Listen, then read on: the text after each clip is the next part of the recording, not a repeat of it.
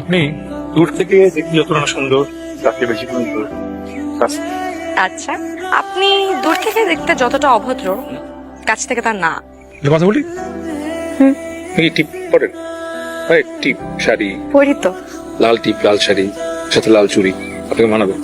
জি। আপনি বাইরেতে যেমন, আপনার কিন্তু ভেতরে এমন না, জানেন তো? কেমন মনে হয় তাহলে? অনেক বেশি ইমোশনাল আপনি ভেতরে। তাই নাকি? এমন কেন মনে হলো? না, আমি যেটা বলছি এটা সত্যি কিনা সেটা বলেন। সত্যি। আর কি কি মনে হয় আমার ব্যাপারে? একটা জায়গায় যেহেতু ঘুরতে আসছি, এখন এগুলা বলে আপনাকে ভাবনায় ফেলতেছি। পরে বলবো। আমার ছবি তুলে দে একটা। এই সেলফি নিয়ে, সেলফি আমাকে নিয়ে, ছেড়ে সবাই ছবি তুলছে। আই কাম।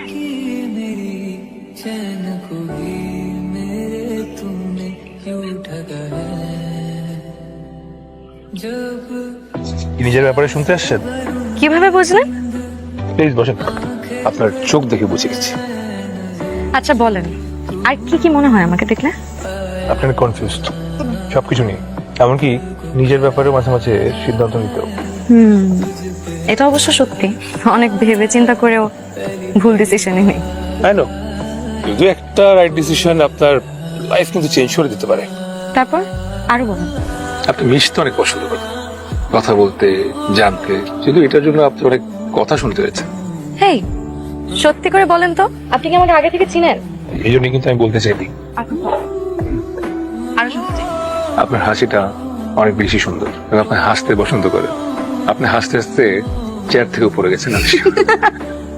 এইটা কিন্তু সত্যি বলেছেন।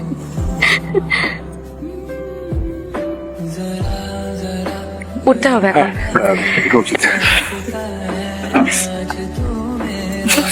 সরি। আরেকবার দেই, বা শিং গজাতে পারে। Are you serious? Okay, ready? 1 2 3। Thank you, good night. Good night. তুমি আমাকে বলেছিলে না যে আমি অনেক বেশি কনফিউজড? এই ব্যাপারটাতে কনফিউজড। সেটা তোমাকে দেখলে কিন্তু বোঝা যায়। কি বুঝেছেন একটু শুনি। জয়ের ওভার কেয়ারিং নেচারটা তোমার খুব একটা পছন্দ না। হ্যাঁ, আমার না বিরক্ত লাগে।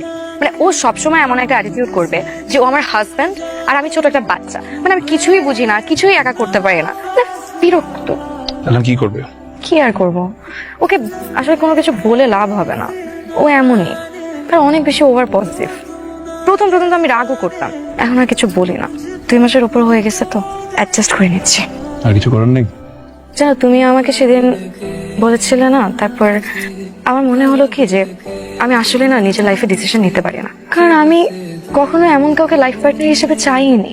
লাইফ পার্টনার হিসেবে কেমন চেয়েছো?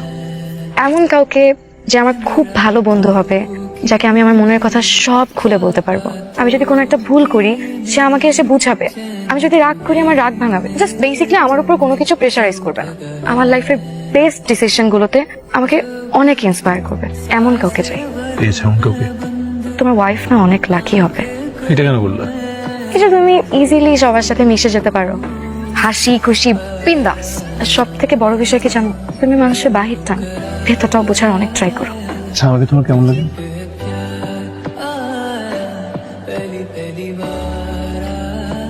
এত রাতে ওর সাথে এখানে কি? চল।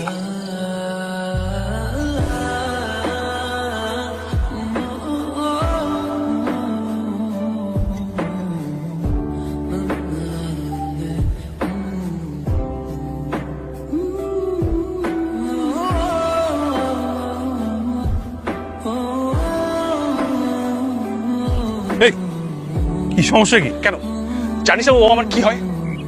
কেন করছিস? লজ্জা লাগে না তোর? তোর লজ্জা লাগে না? অনেক হয়েছে, আর সহ্য করতে পারছি না। অনা যে সব পছন্দ করছে না, তুই বুঝছিস না? এ ভাই চিল। ওনা আমাকে না, ওনা তোকে পছন্দ করে না। ও তোর উপর বিরক্ত। তুই যে ওভার কেয়ারিং, পজিটিভ নেচার এগুলো নিতে পারতেছে না। এবার আমার কি মনে হয় জানো, ও তোকে বিয়েও করবে না। রাফি, আপনি কে এসব বলার আমার ব্যাপারে? এমন ভাবে বলছেন মনে হয় আমি আপনাকে যে এসব বলেছিলাম। কতটুকু চিনেন আপনি আমাকে? তোর মতো ছেলে এইটাই ডিজার্ভ করে। নিজের তো গার্লফ্রেন্ড নাই, মানুষের গার্লফ্রেন্ডের পিছনে পড়ে আছে। কে বলছে আমার গার্লফ্রেন্ড নাই? তোকে বলছি আমার গার্লফ্রেন্ড নাই? আমার গার্লফ্রেন্ড আছে, দেখাচ্ছি, এক্ষুনি ফোন দিচ্ছি।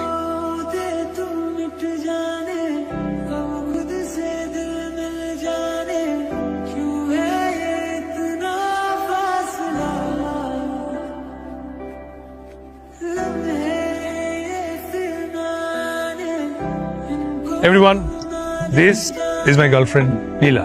হ্যালো এভরিওয়ান, কি হচ্ছে বেবি এখানে? কারা এরা? অর্ক ভাইয়ের বিয়ে হচ্ছে, আর ওনার সবাই হচ্ছে গিয়ে অর্ক ভাইয়ের গেস্ট। আমি কিন্তু তোমাকে আজকে নিতে এসেছি। একটু দাঁড়াও, আমি ব্যাগটা নিয়ে আসছি।